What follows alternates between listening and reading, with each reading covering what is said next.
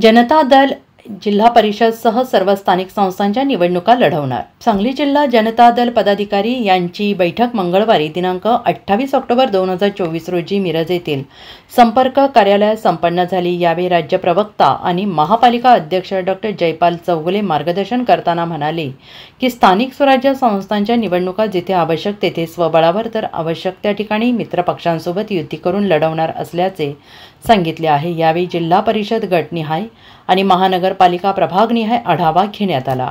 यामध्ये पक्षाच्या सर्व इच्छुक उमेदवारांनी आपल्या मतदारसंघाचा प्रभागाचा दौरा पूर्ण करून व्यापक पाठिंबा मिळवला असल्याचं सांगून आपल्या विजयाची हमी दिली। त्यानुसार सुकाणू समितीद्वारे याचा सर्वे करून प्रदेश कार्यालयाला अहवाल पाठवणार असल्याचं यावेळी राज्य सचिव प्रेमचंद पांड्याजी यांनी म्हटलं आहे। यावेळी जिल्हा अध्यक्ष ॲडव्होकेट फैयाज झारी यांनी म्हटले की आगामी पुणे पदवीधर मतदारसंघाच्या निवडणुकीसाठी पक्षाच्या वतीनं मतदार नोंदणीची मोहीम सुरू करून आपल्या पक्षामार्फत उमेदवार निश्चित करून त्यांच्या विजयासाठी आवश्यक ते धोरण आखावे।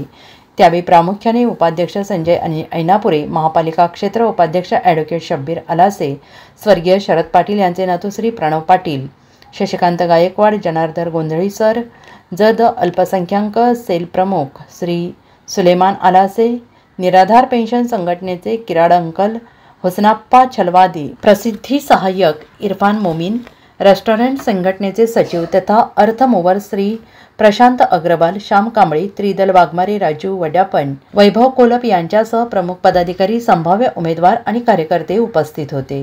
Bureau report SBN Marathi, Sangli.